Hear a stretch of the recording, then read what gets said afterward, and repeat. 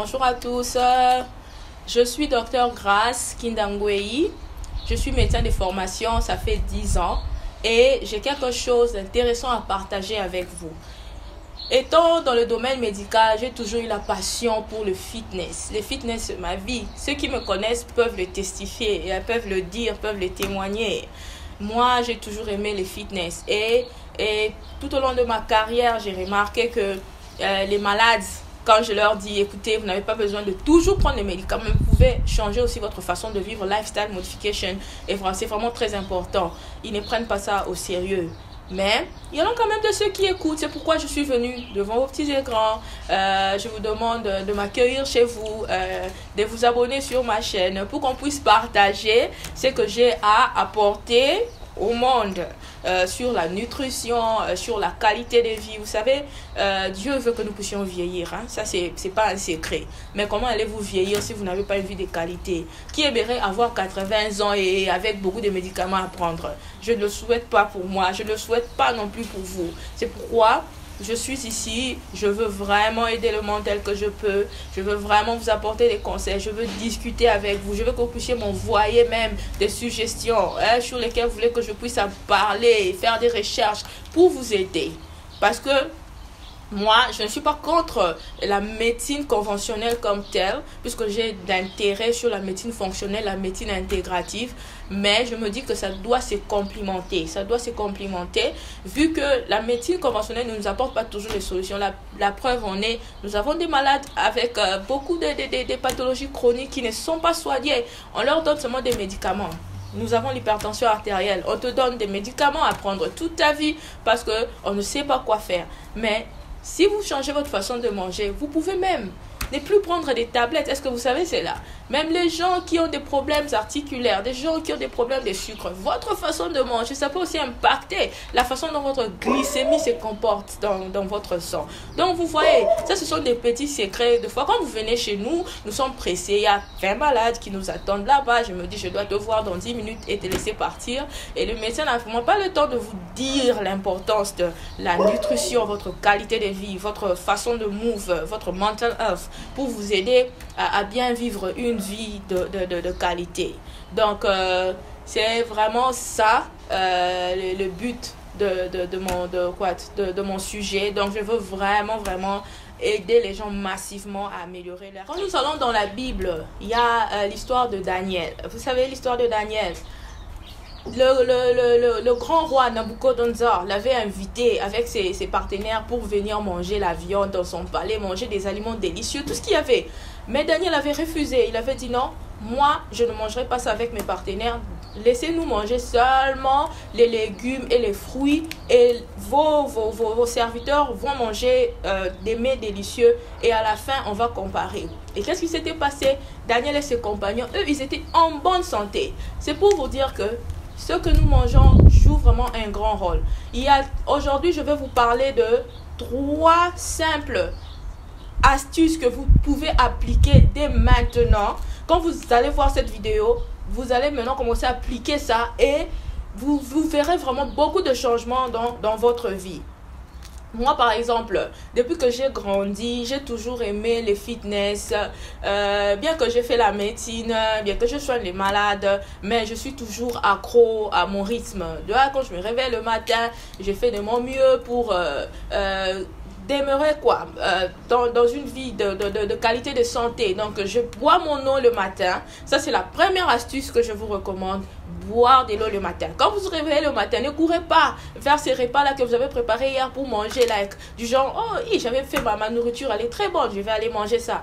Réveillez-vous, prenez 2 verres d'eau à la température ambiante. Donc, de l'eau plate, de l'eau que vous avez laissée peut-être dans la cuisine, dans une bouteille. Vous n'avez pas besoin de prendre de l'eau du réfrigérateur. Vous buvez cette eau pour détoxifier votre corps. Vous voyez, quand nous dormons, il y a tellement beaucoup de phénomènes chimiques qui se passent dans notre corps. Et quand on se réveille le matin, on court vers la tasse de thé avec beaucoup de sucre. Ça n'aide pas trop. Alors, il faut boire de l'eau pour aider à votre corps de se détoxifier. Ça, c'est la première des choses qu'il faut faire. Et la deuxième des choses que je vous recommande à faire, c'est de manger les fibres. Écrivez là en bas, nous mangeons les fibres. Les fibres, en réalité, aident beaucoup à faciliter la transaction à l'intérieur du tube digestif, donc le transit là à l'intérieur du tube digestif. Si vous n'avez pas beaucoup de fibres, c'est alors que vous vous retrouvez avec des ballonnements, constipation et j'en passe. Où allez-vous trouver les fibres? Vous pouvez faire un petit bol de salade, vous pouvez prendre peut-être une carotte, vous pouvez manger des fruits. Donc, vous pouvez manger des fruits avant de commencer avec votre petit déjeuner. Moi, je vais vous donner un exemple. Si par exemple, aujourd'hui, je préfère manger les œufs. Donc, avant de manger mes œufs, mon omelette, je vais d'abord prendre peut-être des concombres ou des carottes ou peut-être les légumes que j'ai préparés hier. Je prends ça juste pour remplir mon ventre de fibres. Et puis, je prends mon petit déjeuner. Je peux prendre une ou deux tranches de pain et je mange, je ne sais pas si c'est mon omelette, et je prends ma tasse de café ou de thé et je passe. Ça, c'est la deuxième astuce que je vous donne. Et la troisième astuce est bouger. Bouger, il faut être actif. Je sais que maintenant, là, c'est vraiment la sédentarité. Hein? Tout le monde veut avoir une voiture. Ce n'est pas mauvais, mais restez actif. Restez actif parce que si vous partez peut-être à 15 mètres ou à 10 mètres de là où vous travaillez, c'est bon. Vous allez marcher, vous allez prendre les escaliers au lieu de toujours chercher les ascenseurs. Tout ça, ça vous aide à rester en bonne santé. Il y a tellement beaucoup de choses que je peux vous dire aujourd'hui pour améliorer votre qualité de vie. Mais aujourd'hui, je suis venue simplement vous dire que si vous commencez avec ces trois petites choses, vous allez remarquer un grand changement.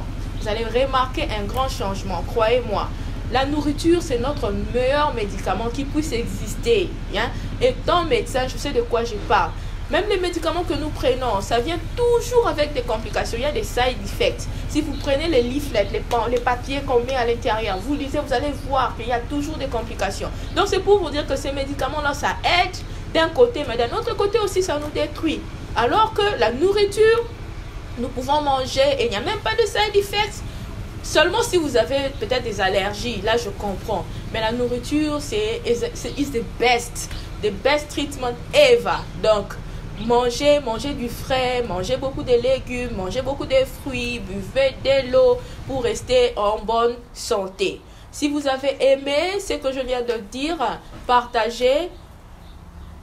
Abonnez-vous massivement sur cette chaîne car il y a tellement beaucoup de choses que je réserve pour vous.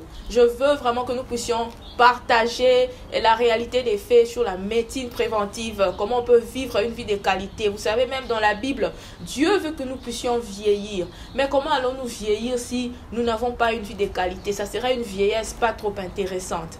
Dans le monde, il y a des gens qui vivent longtemps et qui sont en bonne santé, ils sont forts. Tu vas voir une dame de 70 ans, un papa de 80 ans en train de bouger, en train de marcher. Mais dans d'autres coins du monde, tu vas voir un homme qui a 40 ans, il est déjà malade, il a beaucoup de maladies. Soit c'est le cholestérol qui est trop élevé, soit c'est le sucre, soit ceci. Tout ça, c'est quoi? C'est la façon dont nous vivons. Donc, il faut subscribe en bas là-bas et abonnez-vous. Il y a une petite cloche à côté et vous ne raterez pas les nouvelles, vous ne raterez pas les émissions, vous ne raterez pas tout ce que j'ai de nouveau à partager avec vous. Je veux vraiment aider les gens à vivre une vie de qualité. Moi, j'ai reçu ce don de faire un effort, de vivre cette vie. Mais je sens que je dois aider la majorité des personnes que je veux pour améliorer aussi leur façon de vivre. Prochainement, nous allons parler de la fertilité et la nutrition. Nous allons parler de l'hypertension artérielle, de la nutrition. Vous pouvez aussi en commentaire nous dire ce que vous voulez que je puisse parler. Si vous avez un sujet à suggérer, vous pouvez toujours écrire en bas et on verra dans quelle mesure du possible faire cela pour vous plaire. Merci beaucoup.